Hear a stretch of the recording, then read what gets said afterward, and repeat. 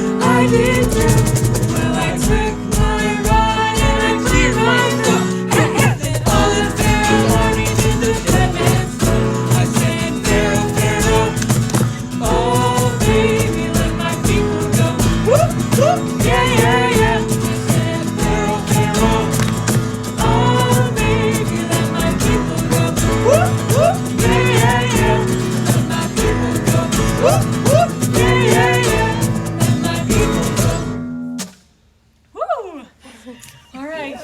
Okay. Wait. Do you guys hear that? Sounds like it's coming from here. Yeah. Answer. Oh, hey, Pastor Charlie. Hey, yeah. Oh, you want to talk to Elias? Yeah, let me put him on. Hey, Pastor Charlie, how's it going? Uh-huh. Oh, yeah. Uh-huh. Really? Okay. You have a request? You want a song about fruit? What fruit? I could not imagine what fruit. You're telling me you like bananas? And you want us to sing a song about that? What song would we sing? I think we know a song about that. Thanks, Pastor Charlie. Talk to you later. What are we singing? I like bananas. Let's get it.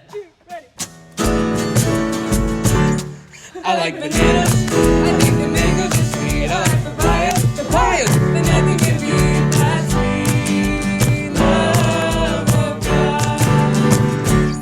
Well, I was walking around the school 5 miles an hour, trying to find my way back to my heavenly Father. The world tastes sweet, and then it tastes sour. Then I asked him, and it's sweet power. I like bananas. I think the mangoes are sweet. I like papayas. Papayas. But nothing can beat that sweet love of God. Shoo-be-doo-up, shoo-be-doo-up, shoo-be-doo-up, doo-up.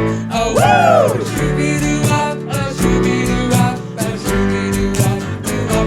Well, I like bananas. Ooh, I think that mangoes are sweet. And I like papayas, papayas. But nothing can beat the sweet love of shoo-be-doo-up, shoo-be-doo-up, sweet love of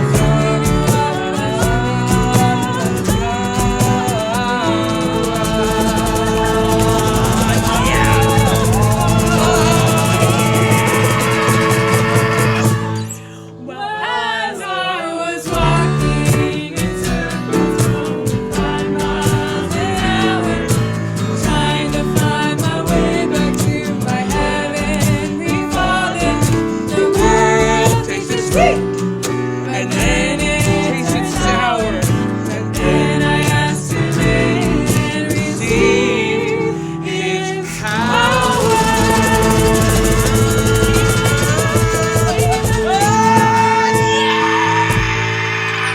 A 1, a 2, a 3. Well, I like bananas. Ooh, I think that mangoes are sweet, and I like papayas, papayas. But nothing can beat the sweet love of shoo-be-doo-up, shoo-be-doo-up, shoo-be-doo-up. The sweet love of shoo-be-doo-up, shoo-be-doo-up, the sweet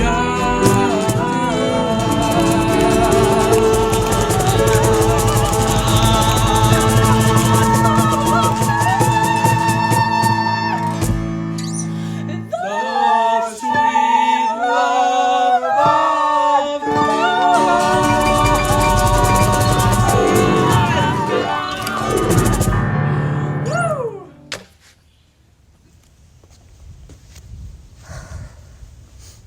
Hey, Michael, it's Brenna.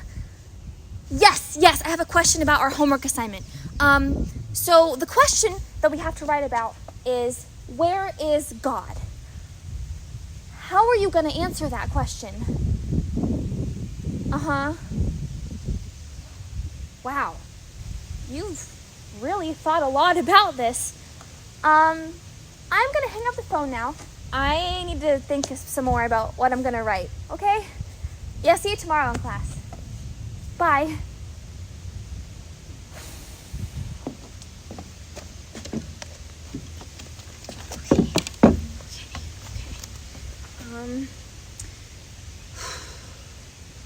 Where is God? I don't know. This is crazy. I'm just a kid. How am I supposed to know where God is?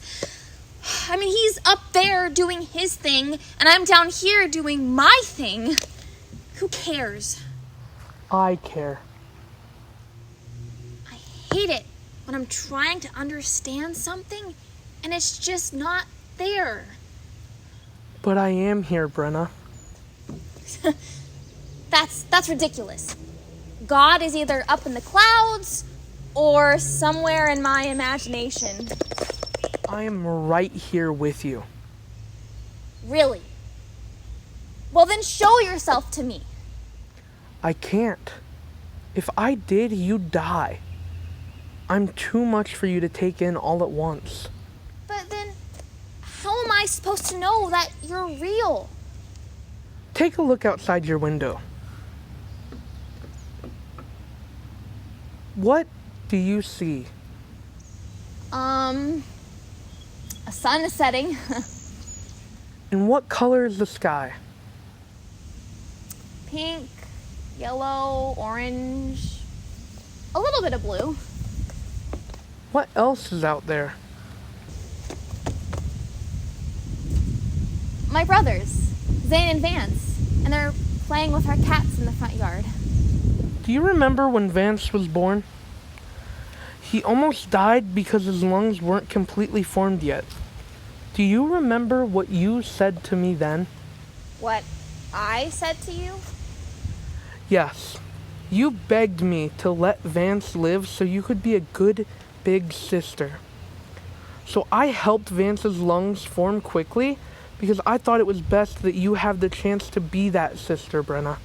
Yeah, I do remember that. I believed you then. Kind of thought you were like Santa Claus. A lot of people have that impression. They just haven't gotten to know me yet.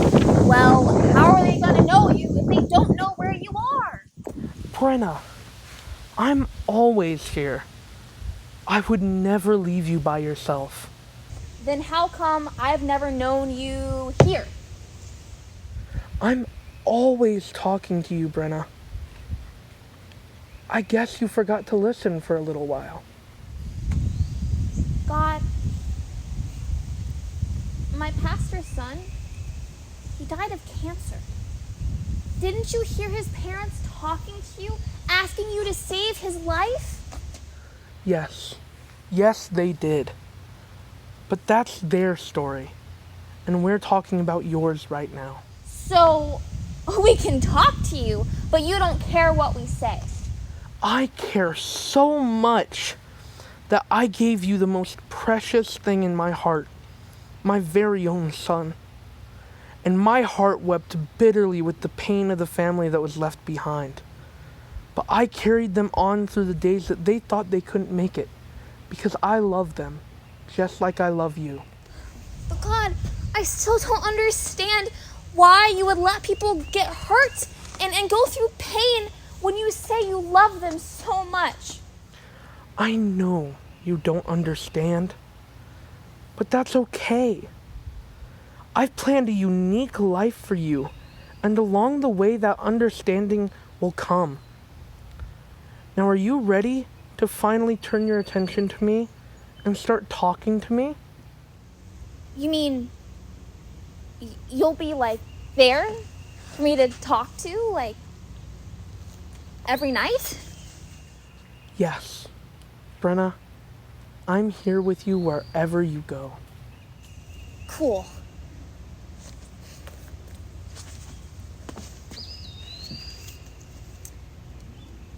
I don't know where God is exactly,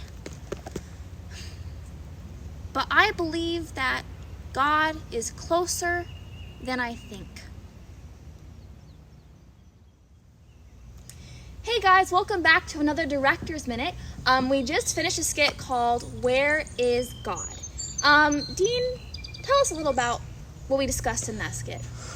Wow, what we discussed in that skit was some extremely heavy business because it's hard to kind of like, at least for me in my walk with Christ, it was always super hard for me to be like, oh yeah, God's right here with me, because I'm like a touch person, I'm a feel person, And it's like extremely hard for me to believe God's with us when I'm not hearing him, when I'm not feeling him. Yeah. And I know exactly what the main character, well, you in this situation was going through. Because that's hard.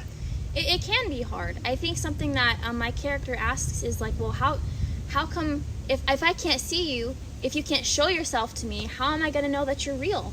And I know you guys are just, you're 8 years old up to 12 years old, but I think everybody asks the question, well, is God real? Does he listen to what I have to say? And sometimes that can be really hard to believe that he's there if you can't see him. But how Dean, for you, how have you come to know that God is with you always?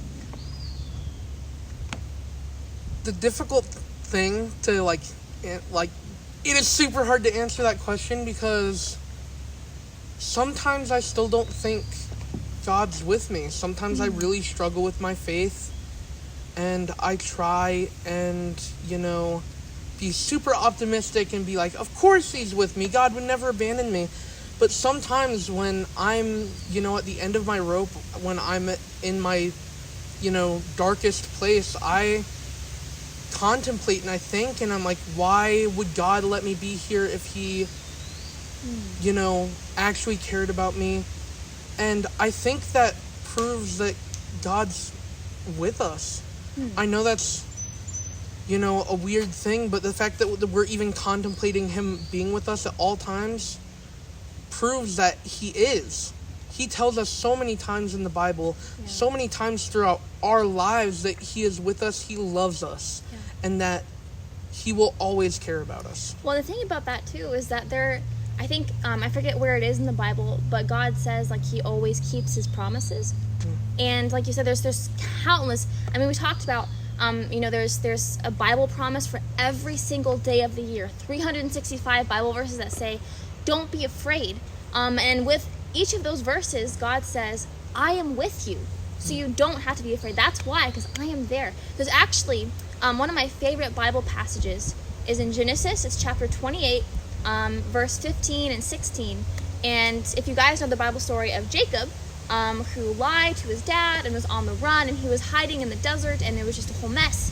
And one night he had a dream, and Jesus was speaking to him. And Jacob wakes up, and again, he's done everything wrong, and he's by himself, and he thought he was alone. And he wakes up from the dream, and he says, wow, Jesus and God were in this place, and I didn't know it. And I think it's so cool. The older you get, and the more that you can look back when you were younger, maybe years from now, you'll say, yeah, when I was 9 years old, I didn't think that Jesus was with me. But now I can look back and see that he was helping me all along. He gave me the words to say. He helped me feel calm when I was scared. Jesus never goes back on his promises. And I know that's hard to see sometimes. It's like you said, we ask ourselves that question a lot. It can be a really, really big thing to struggle with. But if God keeps his promises, then I don't have to be afraid. Yeah. Absolutely. Yeah. Do you have anything else you'd like to add, or anything you'd like to say to encourage our lovely people out there in the audience? I just want to add a little personal experience I had from being a part of this play. When you asked me the other night, hey, could you be God in this play? I was like, oh my God, I can't be God. And a lot of it was I know if I was playing God, I'd be this disembodied voice. And there's something that, has always bothered me, and it's been my voice, it's been my lisp. And I was like, how am I, someone who doesn't have this big, booming, wise voice, supposed to play God? And there was another person who you had considered to give this script to, and I was like, you know what, he's the better fit. He should be doing this, because I don't feel like my voice is very God-like. And I really prayed about it, and it almost felt like, I had that experience where God was talking to me, and he was telling me to do this, because he built me so perfectly and in his image. I shouldn't have any insecurities whatsoever about my voice, my lisp. It doesn't matter if it's God-like. I'm just trying to portray him and his love. And you can do that no matter what you look, sound like, no matter what you look like, sound like, act like, because that's what he built us to do, show his love to people. Oh, that's absolutely beautiful, Dean. Thank you so much for sharing that. Thank you. Wow. Well, our timer went off, so we do have to end our director's minute. 5 minutes. But it was great talking with you guys. I hope that you enjoyed the skit, and I hope that you understand it. And if you don't understand it now, I hope that one day it'll come back to you. Remember, God is with you always. Even if you can't see him or hear him, he is always there listening to you because he loves you. Have a great rest of your day. Bye, guys. Well, boys and girls, I hope that you've enjoyed this week as we've shared some of the animals that we have here at Timber Ridge and some of the interesting things that there are to see and do here at Camp Timber Ridge. And one of them is our beautiful lake here. We've got beautiful shell collections, all kinds of things to see. But this shell reminds me of a story. And the story is of cannibals in the South Pacific, the Solomon Islands, to be exact. And my wife's grandparents actually met the man that this story is going to be about. All the papers across the United States had on the front pages, the king of the cannibals comes to the U.S. or the United States. Now, I don't know if you know what a cannibal is. You've probably never met a cannibal before. But that isn't a vegetarian. It isn't a vegan. It isn't even just a carnivore. A cannibal is somebody that eats other people. These cannibals were headhunters.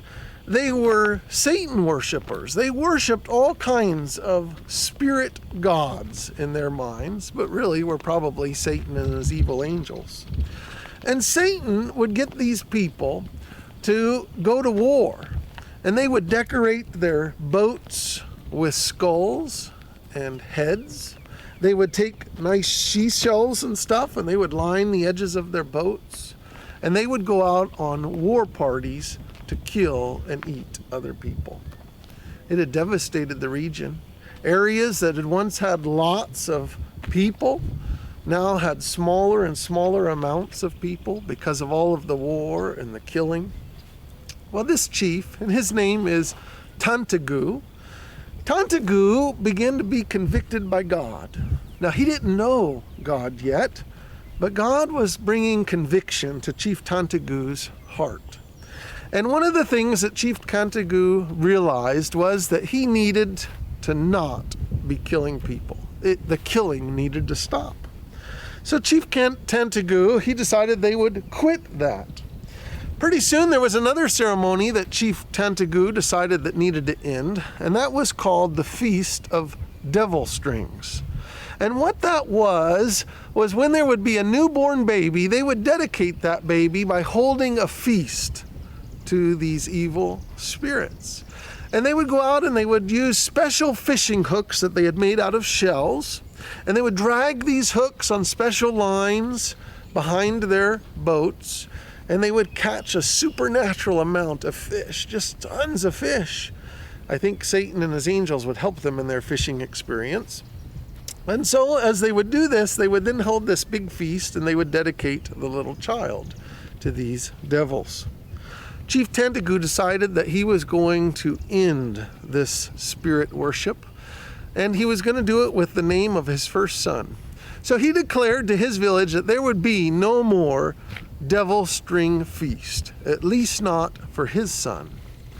So he declared this. The people were angry at first, but what could they do? He was the chief of the village. They couldn't really retaliate, but they decided they would hold a devil string feast anyways. So they loaded up into their canoes. They prepared their special fishing hooks made of shell to drag behind their boats. But Chief Tantagu would not do that.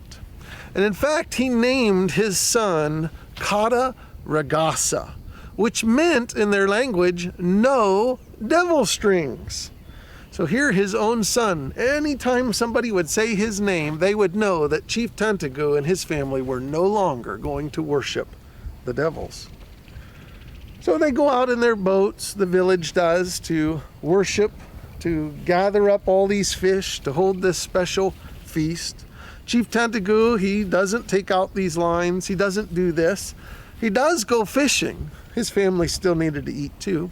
And the devil decided he was going to try to kill Chief Tantagoo.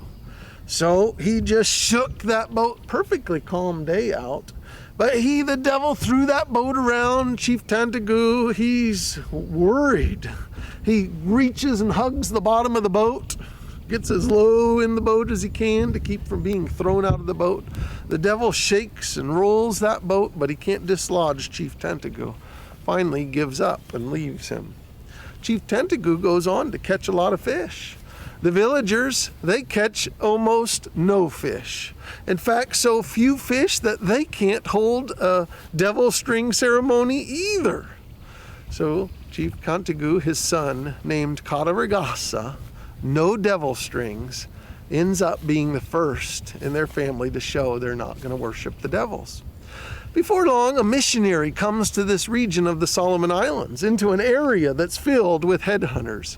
If you've ever been with your mom and dad or somebody where you go and share door to door, maybe you give a piece of literature and somebody doesn't want it and you feel like, oh, how harsh.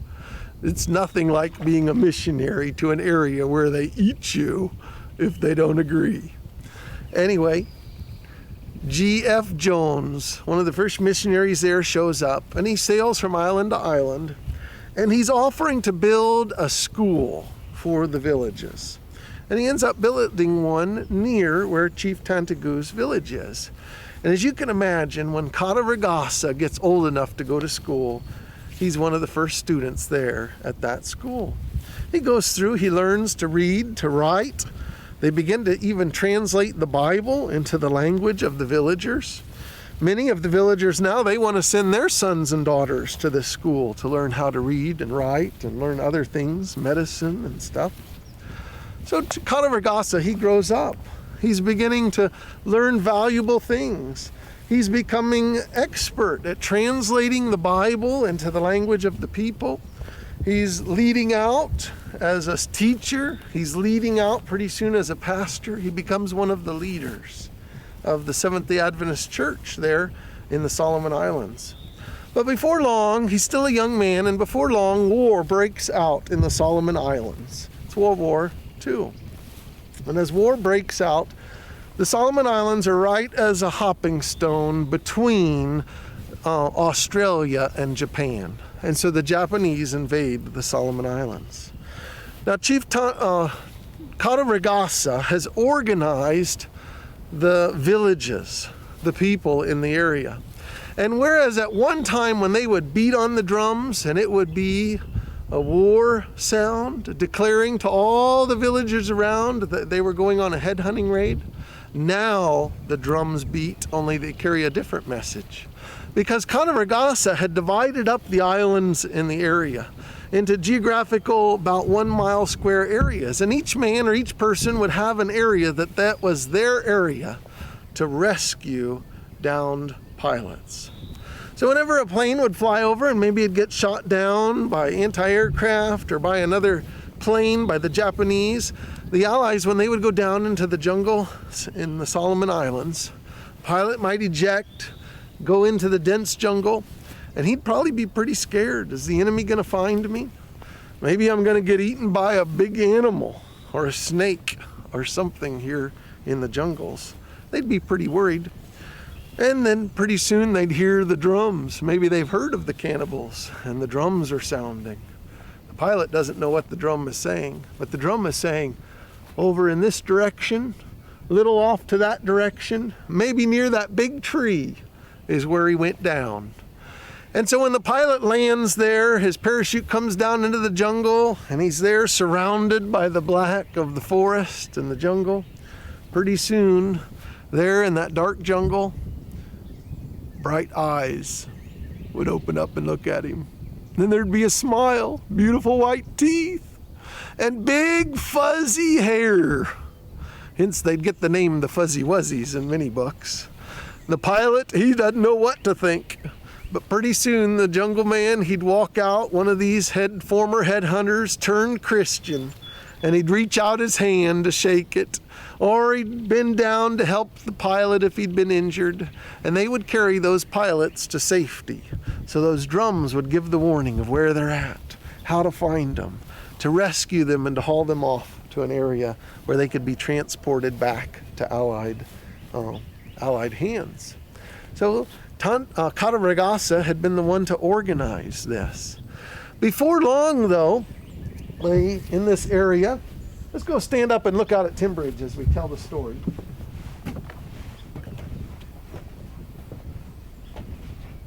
Just picture what it might have been like there in the beautiful Solomon Islands with the ocean and the lagoons out there around there as we finish our story. Kata Ragasa, no devil strings, is there organizing these rescue parties.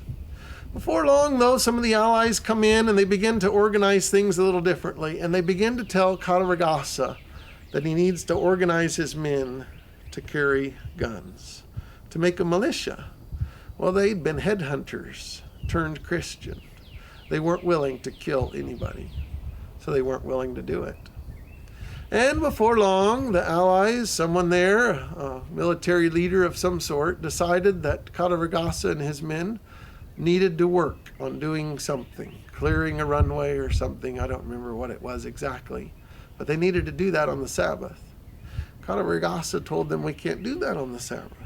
We'll work and clear that area for you. We'll do whatever it is you ask of us on any other day, but we can't do it on the Lord's Sabbath.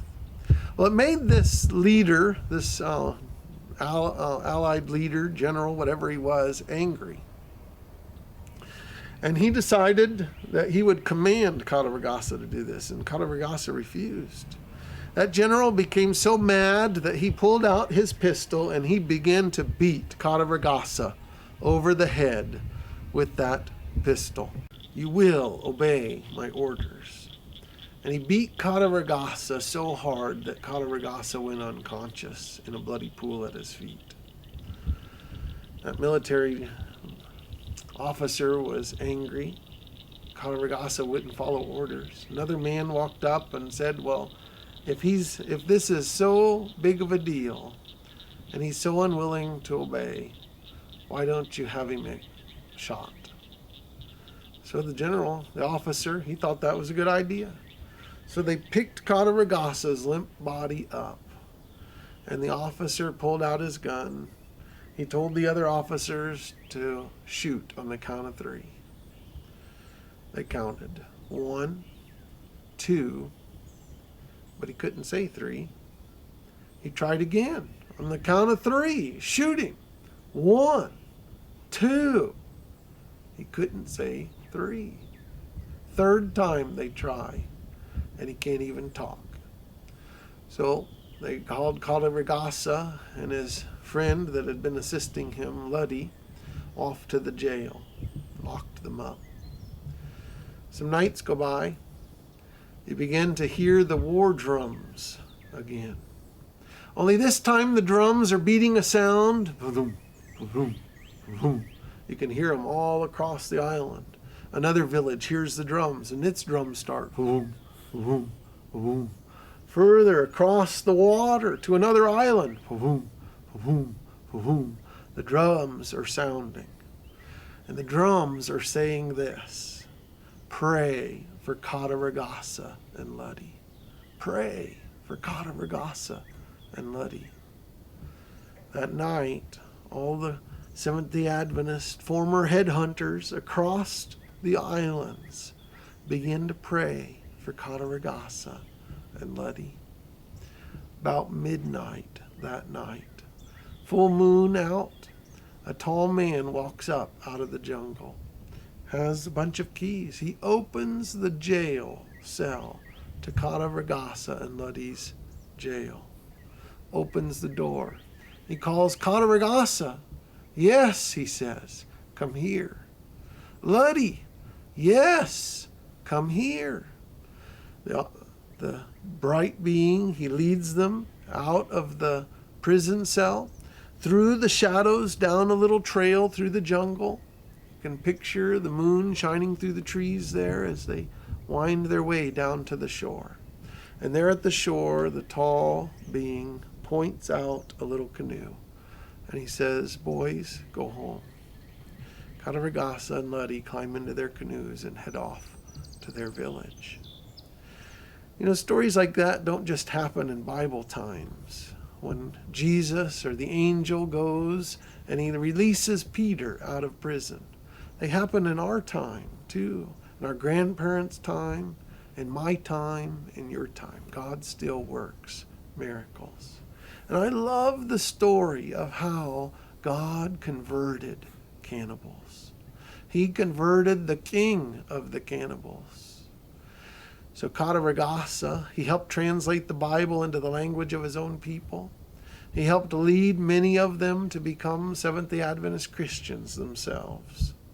He rescued many downed Allied pilots. And Kataragasa went on to serve the church the rest of his life in leading people, dedicating his life to the Lord and leading people to Christ. And if you were to ask Kataragasa, would you do different, that decision, when you were about to be executed? Kataragasa would say, even if I was killed, I wouldn't make a different decision than that. You know, boys and girls, God is looking for young men like Kataragasa that'll make decisions for Christ to be faithful no matter what the temptation, to be faithful no matter what the pressure on our life, so that God can do something amazing, so that he can lead other people to follow him, to love him through your influence. And so I want to challenge each of you. We've looked at all kinds of animals this week, and we've seen some ways that God saves people with spiders. We've seen how God wants a relationship with us. We've looked at all kinds of different creatures that he's made for us and enjoyed. And I want you to think about this as we finish up our week of camp meeting. I want you to think about Kataragasa and the king of the cannibals and how he made a decision to follow Christ, even if it would cost him his life. And how God not only spared his life, but he used his testimony, his witness, his story to lead many other people to be faithful followers of Christ too. And so I challenge each of you to give your heart to Christ, to be a faithful follower of his, to dedicate your life to him, no matter what the pressures you face, to be a follower of Jesus. Let's bow our heads for prayer. Dear Jesus, we want to thank you for your kindness to us, your care for our lives, all the beautiful things that you've made for us to enjoy and to take part in. For the animals that give us joy and fun in our lives. And Lord, we want to ask now that each one of these young people who have decided in their heart that they want to follow you, that they want to be faithful to you just as Kataragasa was, that you would help them to be faithful, shining lights for you, Lord. That they would lead their brothers and sisters and their friends to love and serve you too through their influence. We love you for who you are, and we thank you for answering our prayer. In Jesus' name, amen. Well, I hope that you'll come to Timberridge this summer, and I'll get to see you in person, and maybe you can see some of the animals that we have there at Timberridge, and maybe hear a few more stories. Until then, we'll see you later. Well, guys, I really hope you enjoyed that video. It was so much fun to make, and this summer's going to be really fun too, whether you decide to come to camp or not. I just hope that this video has blessed you and just brightened up your day a little bit. I think you're amazing, and go have an awesome day. Thanks for watching.